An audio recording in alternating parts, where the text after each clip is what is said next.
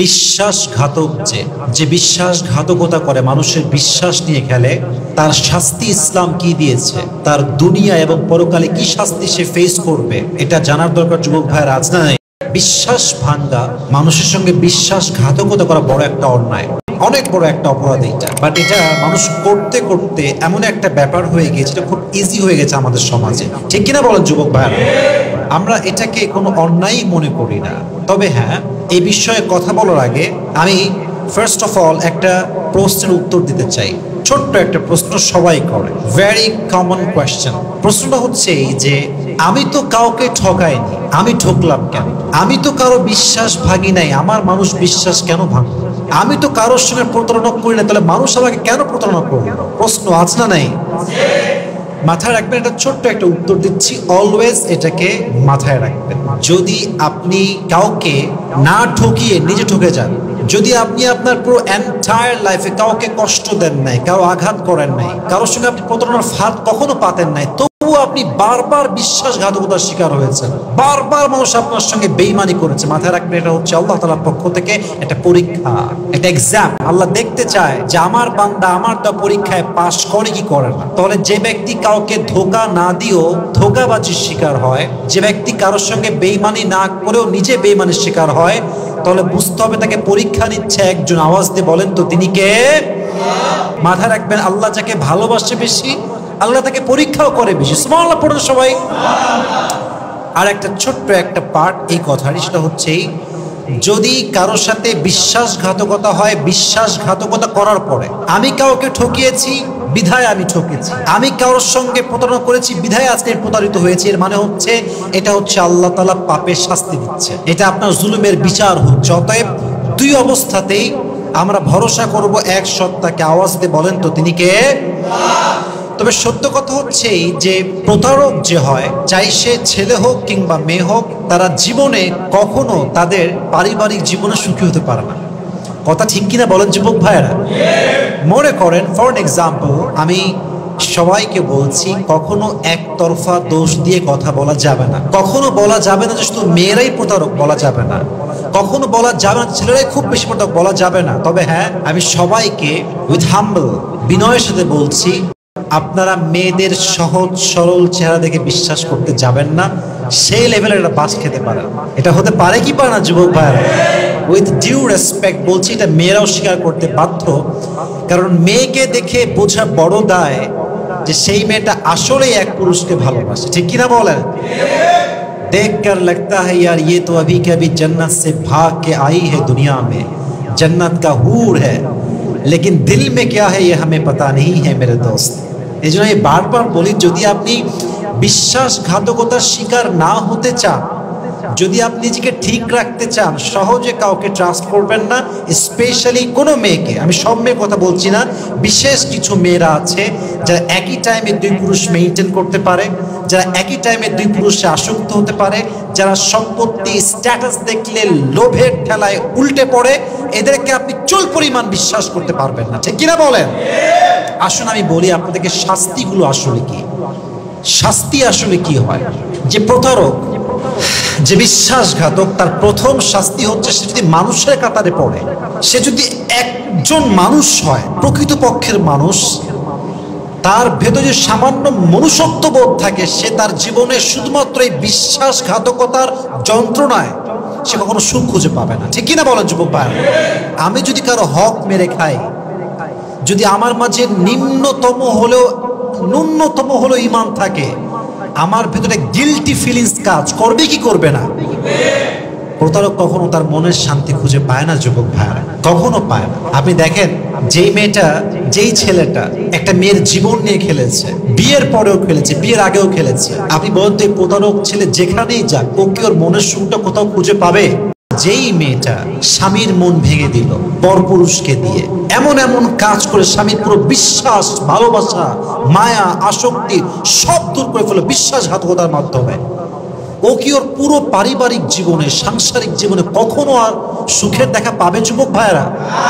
মাথায় রাখবেন, অনেক মেয়ে নষ্ট হওয়ার পেছনে স্বামী দায়ী, এবং অনেক স্বামী নষ্ট হওয়ার পেছনে তার স্ত্রী দায়ী, ঠিক কিনা বলেন?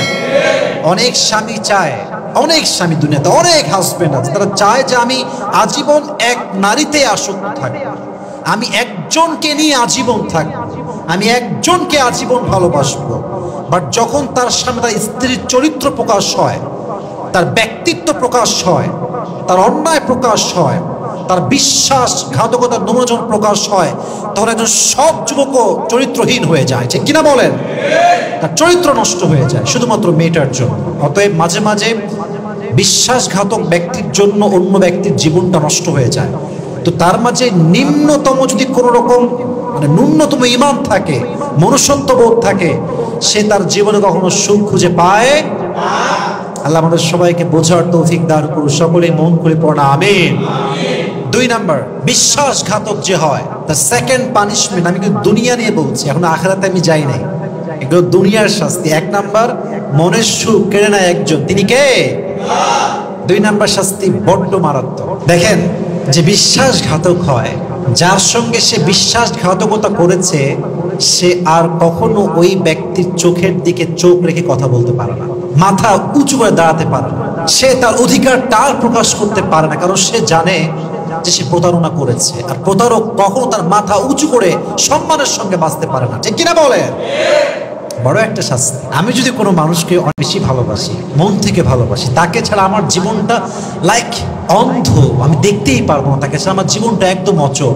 আমি যদি তার সঙ্গে বিশ্বাসঘাতকতা করি, বিশ্বাস নিয়ে খেলি, আর যদি সে এটা জানতে পারে, জেনে যায়, প্রমাণ হয়ে যায়, আমি কি তার সামনে আগে যেমন করে বুক ফুলিয়ে গৌরবের সাথে কথা বলতে পারতাম, তারপরে কি আর পারবো যুবক ভাইয়েরা? আমার জীবন অচল হয়ে যাবে, আমি আর বুক ফুলিয়ে গৌরবের সঙ্গে আর বাঁচতে পারবো না। তবে হ্যাঁ, ছোট্ট একটা ব্যাখ্যা দিচ্ছি, কারণ এটা ইউটিউবে যাবে, মানুষ ফুল লেকচারটা শুনবে, স্পিচটা শুনবে। ছোট্ট একটা ব্যাখ্যা দিচ্ছি, মনোযোগ দিয়ে শুনবে। তাকবীর দেন, লিল্লাহি তাকবীর। প্রতারকরা, বিশ্বাসঘাতকরা মাঝে মাঝে একটা কথা প্রায় বলে, আচ্ছা চলো নতুন করে আবার শুরু করি, করেছি তো কি হয়েছে, আমাকে তুমি মাফ করে দাও, দেখো আমি তোমাকে খাওয়াচ্ছি, পড়াচ্ছি, তোমার জন্য কাপড় ধুচ্ছি, যত্ন করছি, তুমি আমাকে কেন আগের মতো ভালোবাসতে পারবা না? That's a question. এটা যদিও সেন্সিটিভ, কিন্তু আপনি বুঝলে এটা আপনার সহজ হবে। এটা একটা এক্সাম্পল আছে, উত্তর আছে। ফর এক্সাম্পল, যদি আমি আমার সবচেয়ে কাছের বন্ধুকে, কাছের মানুষকে, আমার আত্মার মানুষকে নিজে পানির ভিতরে বিষ মাখায় খাওয়াই দিই, সে বিষটা দেখলো আমি মিশিয়েছি, আমি সেই বিশ্বাসঘাতক, বিষ মিশিয়েছি আমি, আমার বন্ধু উল্টে পড়ছে, আমি তার মুখ দিয়ে ফেনা বের হচ্ছে, আমার ভালোবাসার মানুষের মুখ থেকে বিষের যন্ত্রণায় ফেনা বের হচ্ছে, আমি সেই সময় পানি দিয়ে বলছি, বন্ধু মাফ করে দে, দেখ আমি তোকে সত্যি ভালোবাসি, এই দেখ পানি দিচ্ছি, এই দেখ তোকে ভালোবাসি। আচ্ছা বলেন তো, বিষ দেওয়ার পরে এই বন্ধু বা এই বউ বা এই স্বামী আজীবন কি সেই মানুষটাকে আর ভালোবাসতে পারবে? বলেন, পারবে? অসম্ভব। আপনি খাওয়াইছেন বিষ, আর পানি দিয়ে কি আপনি শোধ করতে পারবেন? আপনি ভেঙেছেন বিশ্বাস, আপনি কিসের ভালোবাসার কথা বলেন? যে ভালোবাসতে পারে সে বিশ্বাস ভাঙতে পারে না, এটা বুঝে শুনে বুঝতে হবে। আর একবার যদি বিশ্বাস ভেঙে যায়, এই বিশ্বাস কিন্তু কখনো আর ফিরে আসে না যুবক ভাইরা, ঠিক কিনা বলেন? আমার লাইফের রুলস হচ্ছে, সবার লাইফের রুলস হওয়া দরকার জীবনে আগে বাড়ার জন্য, একবার যদি আমার বিশ্বাস কেউ ভেঙে দেয়, শেষ করে দেয়, তারপরে তাকে আমি দেখবো, শুনবো, তার কথাও শুনবো, বাট আমি বিশ্বাস করবো না। কারণ যে একবার ভাঙতে পারে সে কোটিবার ভাঙতে পারে, ঠিক কিনা বলেন? বিশ্বাস ভাঙা মানুষের স্বভাবের মতো হয়ে গিয়েছে আজকাল। আল্লাহ আমাদেরকে হেফাজত করুন, সকলেই আমরা মন খুলে পড়ছি আমিন। এবার আসুন আপনাদেরকে আরো বুঝাই আখিরাতের শাস্তি কি হবে। জানার দরকার যুবক ভাইয়ের আছে না নাই? আখিরাতের প্রথম শাস্তি এবং সবচেয়ে বড় শাস্তি, এটার উপরে আর কোনো শাস্তি হয় না। আমি আগেও বলতাম, এটা আজও বলছি, যদি মানুষ মানুষের বিশ্বাস ভাঙে, কষ্ট দেয়, হক নষ্ট করে, এটা এমন একটা অন্যায়, আল্লাহ সব মাফ করলো। যদি মানুষের মনে কেউ কষ্ট দেয় অন্যায় ভাবে, আল্লাহ সব গুনাহ মাফ করলেও এই গুনাহ মাফ করে না, ঠিক কিনা বলেন? যেটা আল্লাহর সঙ্গে সম্পৃক্ত, এটা হচ্ছে হকুল্লাহ, আল্লাহর হক। নাম্বার 2 ইজ হকুল ইবাদ, যেটা বান্দার সঙ্গে সম্পৃক্ত, এটা বান্দা মাফ না করলে আল্লাহ কখনো মাফ করে। আপনি বান্দার হক নষ্ট করে দিয়েছেন, যতই কাঁদেন, যত যাই করেন, যার বিশ্বাস আপনি ভেঙেছেন, সে আপনারে মাফ না করলে কখনো আপনার গুনাহ মাফ হবে। অতএব আজ থেকে আমরা নিয়ত করছি, কখনো আমাদের পুরো জীবনে আমরা কারো বিশ্বাস নিয়ে আর কখনো খেলবো না। রাজি আছেন তো ইনশাআল্লাহ? আরেকটি লাস্ট শাস্তি, এটা বলে আমি শেষ করতে চাই, আমার কথা ইতি টানতে চাই। সেটি হচ্ছে, কেউ কারো বিশ্বাস ভাঙলে তার জীবনটা এক অজানা বদদোয়ার মাধ্যমে ধ্বংস হয়ে যাবে। বদদোয়া, আমি বারবার বলি, বদদোয়ার জন্য হাত তোলাটা জরুরি নয়। কারো চোখের পানি, কারো কষ্ট, কারো বুক ব্যথা যন্ত্রণা, কারো মনের কষ্ট, কারো চোখের পানি, এই পানিটাই আপনার জন্য বদদোয়ার কারণ হতে পারে। যুবক ভাইরা, ঠিক কিনা বলেন? হাদিসে আসছে, ইত্তাকি দাওয়াতাল মাজলুম ফাইন্নাহু লাইসা বাইনাহা ওয়া বাইনাল্লাহি হিজাব। তোমরা মাজলুমের বদদোয়াকে ভয় করো, কারণ আল্লাহ তাআলার হাবিব বলেছেন, মাজলুম এবং রবের যেই দোয়ার ফরিয়াদের যেই জায়গাটা আছে, বিশাল বড়, আল্লাহর কাছে যাবে, এর মাঝে কোনো দেওয়াল নাই, কোনো হিজাব নাই। অতএব কারো ভেতরে চাপা যন্ত্রণা, কষ্ট, এই জুলুমটাই আপনার জন্য বদদোয়ার কারণ হতে পারে। ঠিক কিনা বলে? আর জীবন নষ্ট হওয়ার জন্য 1000 বদদোয়া লাগে না। মাঝে মাঝে একটা মানুষের চাপা কান্নার বদদোয়া আপনার জীবনটাকে ধূলিসাৎ করতে পারে। ঠিক কিনা বলেন? অতএব যুবক ভাইরা, মাথায় রাখবেন, জীবনে যাই করি আমরা তাই করি, কারণ বিশ্বাস নিয়ে আমরা খেলবো না। রাজি আছেন তো ইনশাআল্লাহ? তবে হ্যাঁ, একটা কথা উল্লেখ না করে শেষ করা যাবে না, সেটা হচ্ছে, যদি আপনি প্রতারিত হয়েই যান, যদি আপনি বিশ্বাসের আঘাত পেয়েই যান, আত্মহত্যা করতে যাবেন না। Never ever do it, please. This is my request for all the young people, for all the people, সবার জন্য আমার আবদার, অনুরোধ। মানুষ যতই আপনাকে ভাঙুক, যত কষ্ট দিক, মেরে ফেলুক একদম কষ্ট দিয়ে, যন্ত্রণা আপনার বুকটা ফেটে যাক, আত্মহত্যা করবেন না, সুইসাইড করতে যাবেন না। মাথায় রাখবেন যে আত্মহত্যা করে সে পুরোটা জীবন জাহান্নামের মুখে ঠেলে দেয়, এবং যে আত্মহত্যা করে সে এতটা জঘন্য মেয়ে, সে এতটা জঘন্য ছেলে, আল্লাহর নবী বলেছেন তার জানাজা অংশগ্রহণ করা যাবে, তার জানাজা পড়াই যাবে।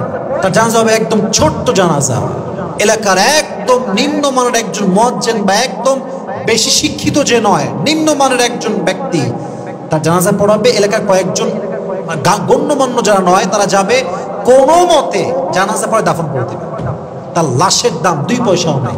তাহলে বোঝেন যে আত্মহত্যাকারী ব্যক্তি কতটা নিকৃষ্ট হলে আল্লাহর হাবিব তার জানাজায় উপস্থিত হতে নিষেধ করেছেন। নাউজুবিল্লাহ করবেন না আপনারা সবাই? তাহলে আপনি কি করতে পারেন? বিশ্বাসঘাতকতা কেউ করলে আপনি শিক্ষা নিতে পারেন। নিজের জীবনটাকে সুন্দর করার জন্য শিক্ষা নিয়ে সামনে বাড়বেন। যে ঠকে বেশি, তার জীবনটা আগামীতে সুন্দর হয় বেশি। যারা এই জীবনে বড় কিছু করেছে, দেখবেন তারা সব বড় ধরনের ধরা খাইছে জীবনে। ধরা যত বেশি খাইছে, তার জীবনে উন্নয়ন দিয়েছে। একজন আওয়াজ দিয়ে বলেন তো, তিনি কে? অতএব আত্মহত্যা করা যাবে। 2 নাম্বার, শেষ কথা বলছি এটা, এই বিষয়ের এই লাস্ট কথা, সেটা হচ্ছে, যদি কেউ আপনাকে ঠকায় দেয়, বিশ্বাস ভেঙে ফেলে, এখানে অপশন হতে পারে। এটা সবাই প্রচার করবেন, এটা সবার জীবনে অনেক বড় একটা ভূমিকা পালন করবে জীবন চেঞ্জের জন্য। বলেন সবাই ইনশাআল্লাহ। যদি আপনার বিশ্বাস ভাঙে আপনার বন্ধু, কে ভাঙে? বন্ধু। মাথায় রাখবেন, দুনিয়াতে কিন্তু বন্ধু একটা গেলে আর একটা বন্ধু পাওয়া যায় না? যায়। একজন ভাঙছে মানে সবাই বিশ্বাসঘাতক? It's exactly not like that. পৃথিবীতে এখনো বিশ্বস্ত মানুষ বেঁচে আছে কি? আজ নাই? আছে। আচ্ছা, 1 নাম্বার অপশন। 2 নাম্বার হচ্ছে, আপনার সঙ্গে বিশ্বাস ভাঙতে পারে আপনার স্বামী। মেয়েদের কাছে বলছি, বিয়ে করেছেন, দেখছেন যে আপনার স্বামী ওপেনলি মেয়েদের সঙ্গে প্রেম করতেছে, বাইরে ঘুরতেছে, তার রিলেশনশিপ আছে, আপনি জানেন, প্রমাণও আপনার কাছে আছে, বিশ্বাসঘাতকতার শিকার আপনি হয়েছেন। কি করবেন? মনে রাখবেন, দুনিয়াতে ছেলে মাত্র একটাই নাই, আরো ছেলে আছে। হ্যাঁ, you have to try your best. যতক্ষণ পর্যন্ত পারা যায় চেষ্টা করবেন, বাট কখনো নিজের পুরো জীবনটাকে এমন ভাবে কাউকে দেওয়া যাবে না যে সে পুরো জীবনটা নিয়ে খেলবে আমার। ঠিক কিনা বলেন? অতএব ভিন্ন অপশন নিয়ে আপনি চিন্তা করতে পারেন প্রিয় বোন আমার। লাস্ট অ্যান্ড ফাইনাল, আপনার সঙ্গে বিশ্বাস ভাঙতে পারে আপনার বউ। এরকম ভাঙতে পারে কি পারে না? বিয়ে হয়ে গিয়েছে, বাচ্চা হয়ে গিয়েছে। আরে ভাই, এখন তো 3 বাচ্চা হওয়ার পরও মেয়েরা প্রেম করে বেড়ায়। কথা ঠিক কিনা বলেন আপনারা? এটা একদম হাসির বিষয় না, একদম সত্য। 3 বাচ্চার মা, ফেসবুকে নাম দেয় অ্যাঞ্জেল, প্রিয়া অ্যাঞ্জেল সাদিয়া, এরকম আছে না নাই? বাস নাম টাম দিয়ে একদম যুবতী সেজে প্রেম করে।